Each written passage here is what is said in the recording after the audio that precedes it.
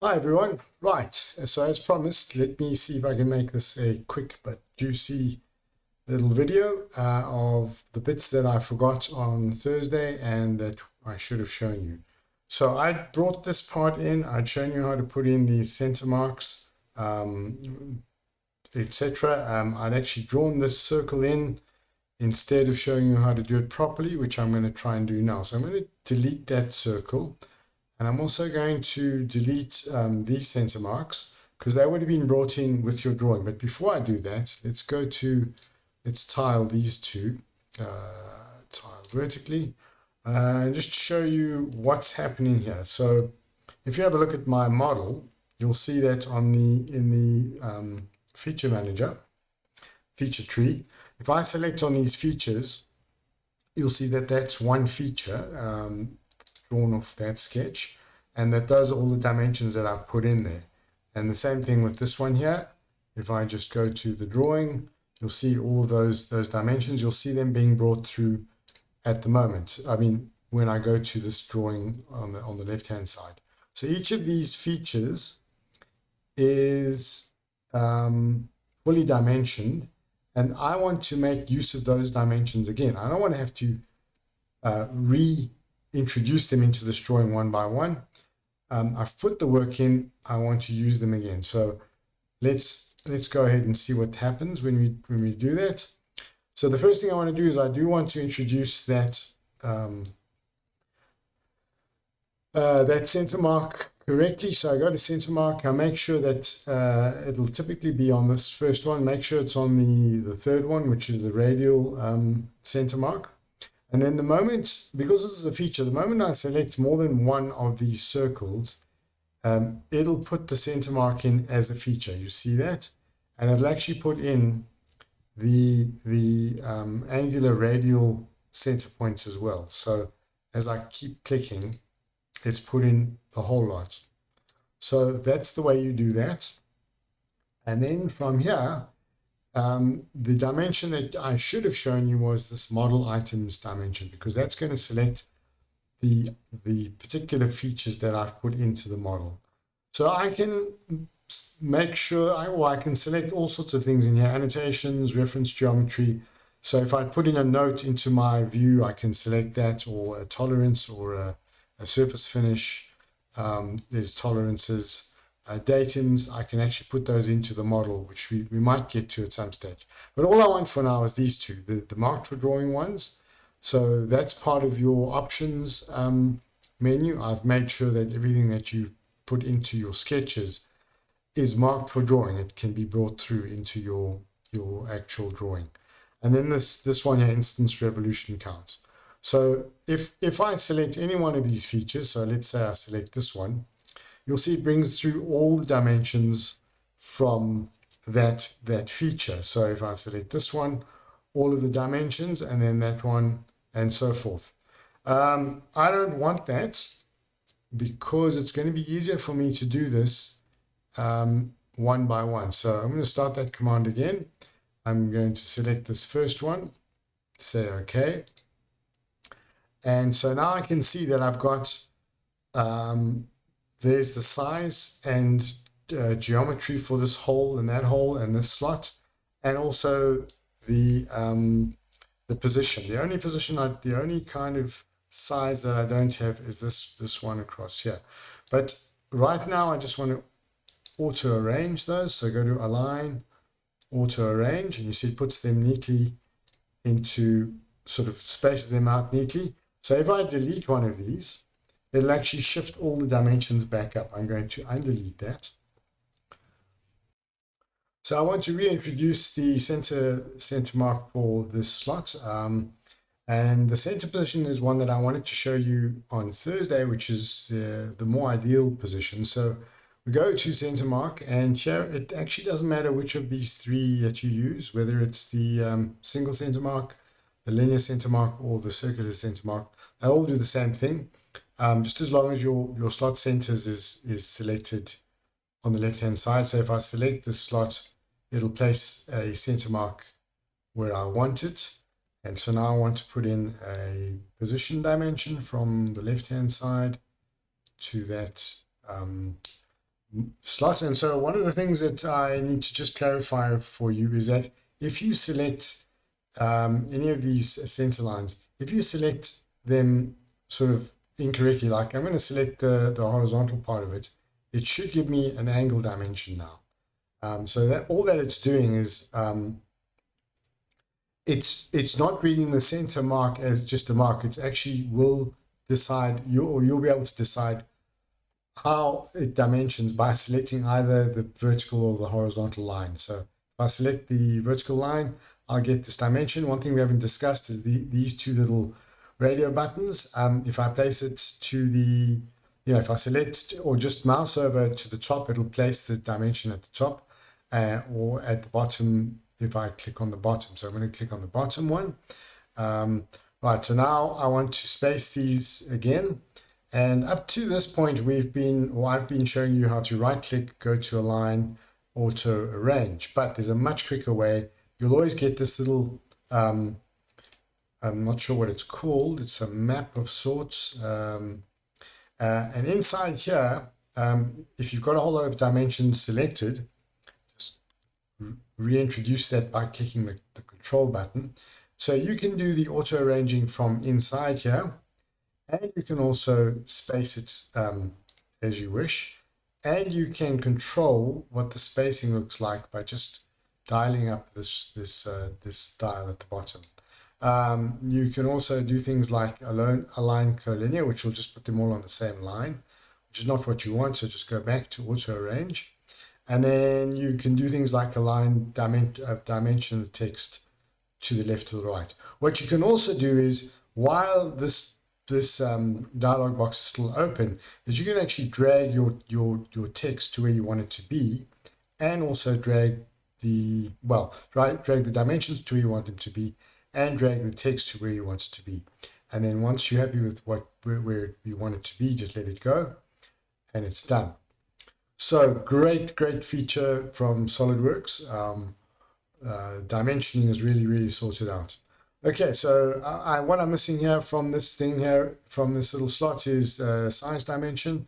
So I'm going to go from, this is just a straight smart dimension, from there to there, and you'll see now I can, once again, I can click like that, and it'll put it on the right hand side, which is not what I want. Let's do that again, from there to there, and just make sure it's right. And the great thing here in this instance, I have to do that again, is that it's in fact pushed all the other dimensions out of the way, so that, well, not push them out of the way, but equispaced them.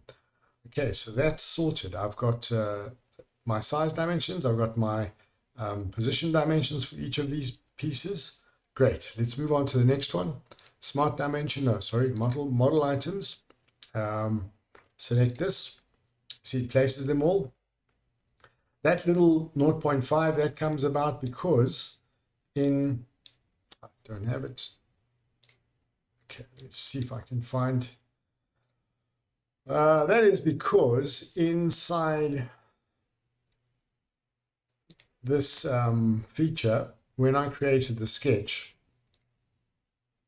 I positioned that line 0.5 millimeters from the right hand edge. So it's, in fact, it's taken that dimension and put into my drawing. So let's go back to the drawing. We'll have to start that command again. Make sure that both of these buttons are selected. And it does it for me, right? So if I find a dimension like that I don't want, I just delete it. Select all of these. I think I might be able to select all of them at once. Let's see what happens. Okay, yes, that does it. And I can auto space them. Yeah, that's good. This just could come in a bit closer. That can come in a bit closer. These are looking good. I've got my size dimension. I've got my position dimension. I've got the position dimension for that little cutout. I've got the size dimension, which I could place on that side just to make it clearer. I've got a size dimension from, sorry, a position dimension from the edge, which technically is fine. If I wanted to move it around, let's say I actually wanted to start from the it's not doing it. Will it do it? Should be able to drag this. No, it won't do it. Okay. Right. So these are then obviously based on how I dimensioned in my sketch. If I don't like them, I can delete them and re-establish them. But this is acceptable practice to go from the edge to the side to establish a position. Okay, let's do that again. So model items, select this feature, it populates it with dimensions, and I can just select all of those, get it to auto space, drag this out a little bit, let's see what happens. Yeah, that's a bit better. Okay, and if I'm not completely happy, I can always just move these things around, put that to one side, move that way out there. I like my angle dimensions outside of everything else because that just makes it less cluttered. Okay, what's going on here? So here's a little bit of clutter. Let's just fix that up. Right, so that's good. And then the only thing left to do is this one and the overall dimension. So do those quickly. Drawing view. Oh, sorry, chose the wrong thing. Did I? There we go. So just drag that out. Drag this one out a little bit. Okay, so I need this position for the center, which is in fact this dimension down here. And if it's doing what it's doing here, then you should be able to just drag this end up so it meets that center line. There you go. And then drag this one out. So we're going from smallest to largest as always. And this one, the same thing. We want that to be inside, smallest to largest. Let's get that out of the way so it doesn't cross over. Get this one out the way. And then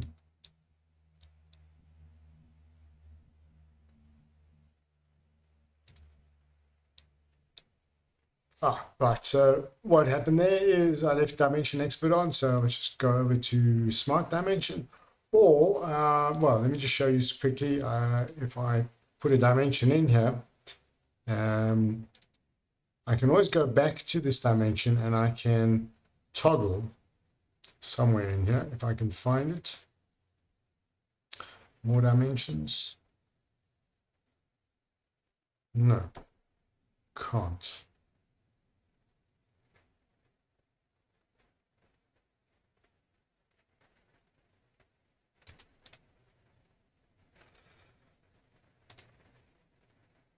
Right, so let's TYP, type TYP in. That's that done. And then all that's left to do is this top view, which I'm going to use as an opportunity to show you how the dim expert could be quite useful. Okay, so I'm going to select as the origin, which is down here by vertex hole center. Select that as the origin. And then if I just select one by one the lines that I wanted to dimension, it'll put them in for me. So I want that height. I want this height.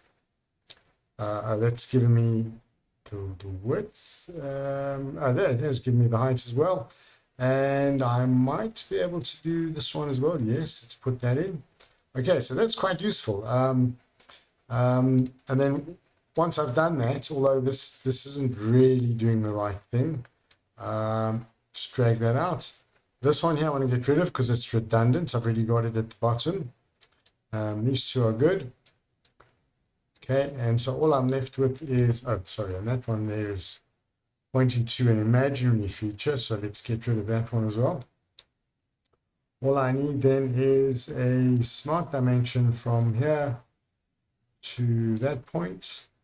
and then either to leave this as it stands or to put in an angle, which I feel is more explanatory. So that's right. So here's an instance where you can use these little buttons. So I'd click this outer button. I want it to be on the inside, so I just click on the inside, drag that out, done. Okay, that's the end of the dimensioning for this item. And then lastly, to wrap up, show you a little bit about how to dimension an object which is symmetrical or almost symmetrical. So here is a part which I modeled up a little bit earlier called symmetrical part. I'm going to select the top view, all I want for now. So you can see it's put the center marks in. It hasn't put the center mark of this piece in. So the first thing I want to do is just put my datums in. So annotation, datums, which I'm going to ignore the first datum, which is the bottom.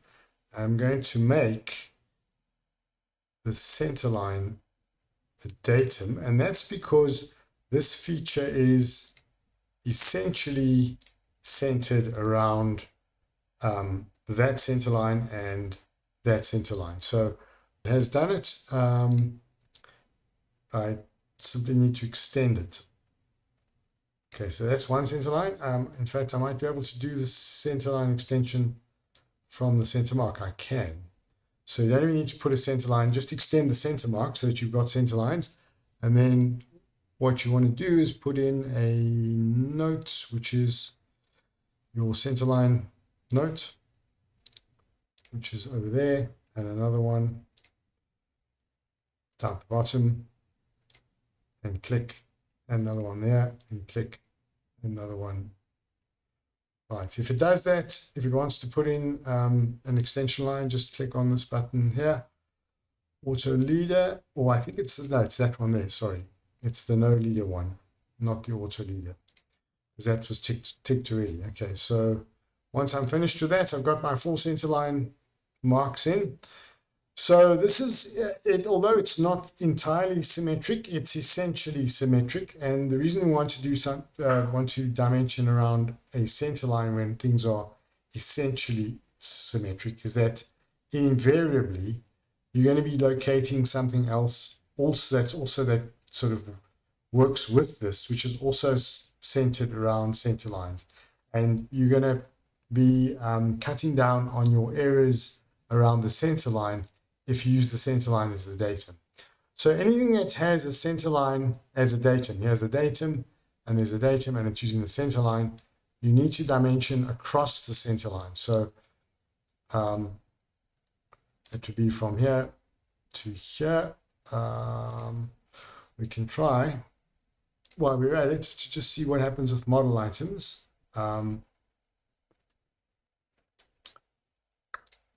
Take that one off. Okay, yeah, that's pretty good. I can use that. So I just need to go through this a little bit. The 9 and the 9 are because that's from the center of this line. So I need some center marks again. So I just select that one, and that about does it. Okay, so I've got this hole here is has a position which is 45 from the center line. It is already centered on that center line, so it doesn't need a vertical position. And similarly, anything on the horizontal center line doesn't need a position. So this 7-1, this is definitely centered around the center line. What you will notice here, though, is that this square, which is definitely square, and that's why it's only putting one dimension here. I just want to make that clearer, so I'm going to type in SQ square. Should do it as all uppercase. So if you've typed something in and it hasn't come through as uppercase, just click this little button on the left-hand side, all uppercase. I want everything to be uppercase. So that means that that line and that line are equal. And you can see it's put in a position dimension because I deliberately put this, I offset it by 1 millimeter. So it's offset by 1 millimeter from the center line. So that's why it needs a position. And then it's actually put in 36 to the center. So once more, we should have a center mark on this item. Will it do it? Try that. No, doesn't want to do it. Okay, so this is a case where you should be able to put a center line in. No, yes, got it, center line. So I've actually positioned this 36 millimeters from the center of this hole, and it is 1 millimeter away from the vertical line. So that's it. You've got a size and you've got geometry and you've got two positions, so 36 and 1, and then the rest are all done because that's 7 and that's 9 to the, so that's a position dimension. That's all we need. Sometimes position dimensions and size dimensions double up. In this case they do. Right, so that one's done. And then the only thing left is to dimension. Go back to model dimensions, is actually to dimension the outside of this thing, which is giving me that. And it's stuck this one in as well, I'm pretty sure. So let's grab these and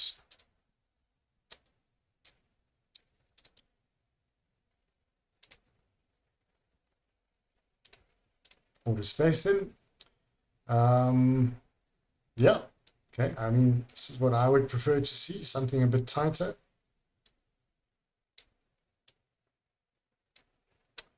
I think the only thing we're missing, although no, we don't need it, because with that 124 and this 85, you pretty much can't do anything other than what this angle is. So you don't even need the angle to be in there. So I hope that gives you some idea of sensor dimensions. We can deal with a bit more with it next week, but a circle would just be, I mean, if that's a circle, then it, you know, if something that's circular, you just put in a diameter and then use the center lines as the datums and as the position dimension. So a straightforward circle does not have a position. If your object was just a circle, if it was just some sort of puck or something like that, then the only dimension you could put in here is its diameter. That would be it. Change that. Okay. Right, so we'll see you next week. Thanks for watching.